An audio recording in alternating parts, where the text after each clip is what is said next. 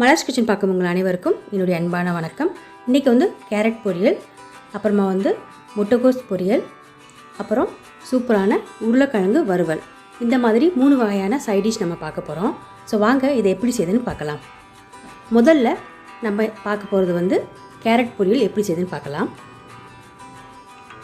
Carrot பொரியல் பண்ணுறதுக்கு stove on பண்ணி கடாயில் ஒரு 2 டேபிள் ஸ்பூன் அளவுக்கு எண்ணெய் சேர்க்குறேன். எண்ணெய் ஹீட்டான பின்னாடி 1 டீஸ்பூன் கடுகு உளுந்து பருப்பு சேர்க்குறேன். இது கூட கொஞ்சம் கருவேப்பிலை, 2 பச்சை மிளகாய், அப்புறம் ஒரு பெரிய வெங்காயத்தை பொடியாக கட் பண்ணி சேர்க்குறேன். சேர்த்துட்டு எல்லாத்தையும் நல்லா வதக்கிக்கலாம். வெங்காயம் நல்லா வதங்கின பின்னாடி இதில் வாஷ் பண்ணி வச்சுருக்க கேரட்டை சேர்க்குறேன். கேரட் 2 கப் அளவுக்கு கேரட் எடுத்து துருவி வச்சுருக்கேன். இதை சேர்க்குறேன்.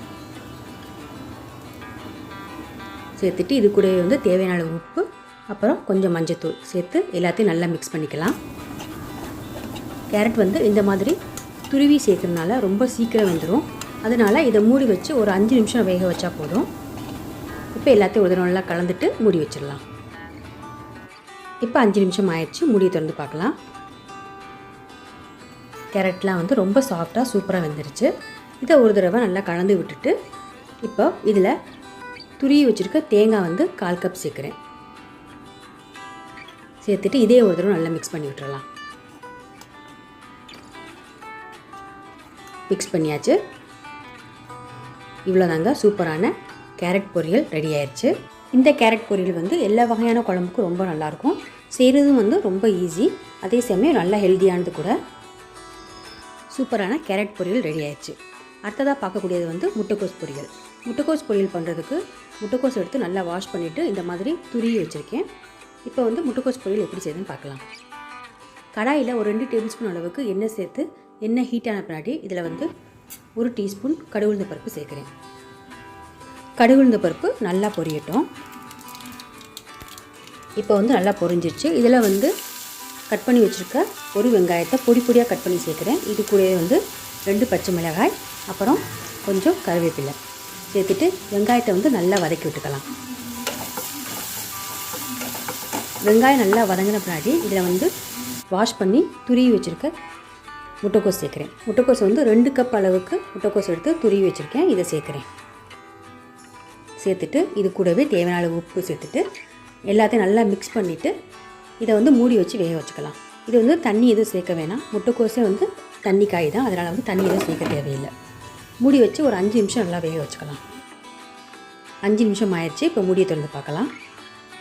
முட்டைக்கோஸ்லாம் சூப்பராக சாஃப்டாக வெந்துருச்சு. இது ரொம்ப சீக்கிரமே வெந்துடும். எல்லாத்தையும் ஒரு தடவை நல்லா கலந்து விட்டுட்டு இப்போ கடைசியாக துருவி வச்சுருக்க தேங்காய் சேர்க்க போகிறேன். தேங்காய் 1/4 கப் அளவுக்கு தேங்காய் சேர்த்துருக்கேன். சேர்த்துட்டு ஒரு தடவை எல்லாத்தையும் நல்லா கலந்து விட்டுடலாம். நல்லா மிக்ஸ் பண்ணிவிட்டு ஸ்டவ்வை ஆஃப் பண்ணிடலாம். சூப்பரான முட்டைக்கோஸ் பொரியல் ரெடி ஆயிடுச்சு.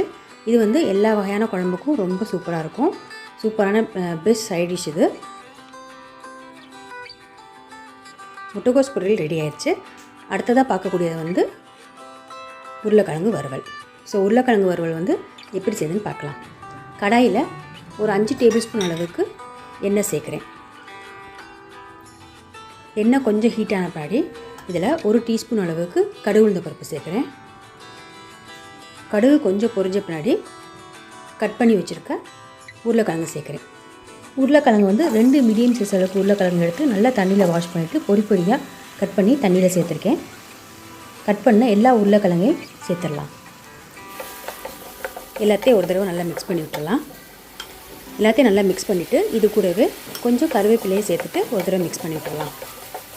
அப்புறமா 1 டீஸ்பூன் மஞ்சள்தூள் சேர்க்குறேன். அப்புறம் 2 டீஸ்பூன் மிளகாய் தூள் சேர்க்குறேன். நீங்கள் உங்களுக்கு காரத்துக்கு ஏற்றாப்புல சேர்த்துக்குங்க. அப்புறம் தேவையான அளவு உப்பு இதையும் சேர்த்துட்டு எல்லாத்தையும் ஒரு தடவை நல்லா மிக்ஸ் பண்ணி விட்டுடலாம். எல்லா உருளைக்கிழங்கையும் நல்லாவே மிக்ஸ் பண்ணியாச்சு. இதை 10லேருந்து 15 நிமிஷம் நம்ம வேக வைக்க போகிறோம். மூடி வைக்க வேணாம். மூடி வைக்காமல் நல்லா ரோஸ்ட்டாக வர்ற வரைக்கும் உருளைக்கிழங்கை வறுத்து விட்டுக்கலாம். மிதமான தீயிலே உருளைக்கிழங்கை வறுத்துக்குவோம். நடுநடுவில் மட்டும் அடிப்பிடிக்காமல் இருக்கிறதுக்கு கிண்டி விட்டுக்கிட்டே இருப்போம். இந்த உருளைக்கிழங்கு வறுவல் செய்கிறது ரொம்ப ஈஸி. எல்லா வகையான வெரைட்டி ரைஸ்க்குமே ரொம்ப நல்லாயிருக்கும். அதே சமயம் எல்லா வகையான குழம்புக்குமே ரொம்ப நல்லாயிருக்கும். குழந்தைங்கள் எல்லாத்துக்குமே வந்து இந்த உருளைக்கிழங்கு வறுவல் வந்து ரொம்ப பிடிக்கும். ஏன்னா அந்த அளவுக்கு வந்து இது நல்லா டேஸ்ட்டாக இருக்கும். இப்போ பார்த்தீங்கன்னா தெரியும், இதில் சேர்த்த மசாலாத்தூள் வாசனை எல்லாம் போயிட்டு இது வந்து நல்லா ரோஸ்ட்டாக வர ஆரம்பிச்சிருச்சு. இப்போ ஒரு தடவை நல்லா கலந்து விட்டுட்டு ஸ்டவ்வை ஆஃப் பண்ணிடலாம். சூப்பராக உருளைக்கிழங்கு வறுவல் ரெடி ஆயிடுச்சு. நீங்களும் இன்றைக்கி செஞ்ச 3 வகையான சைட் டிஷ்ஷையும் ட்ரை பண்ணி பாருங்கள். எப்படி இருந்துச்சுன்னு மறந்துடாமல் கமெண்ட்ஸை சொல்லுங்கள்.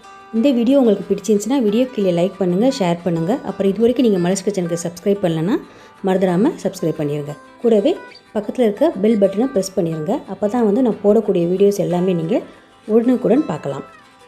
மீண்டும் பார்க்கலாம். நன்றி, வணக்கம்.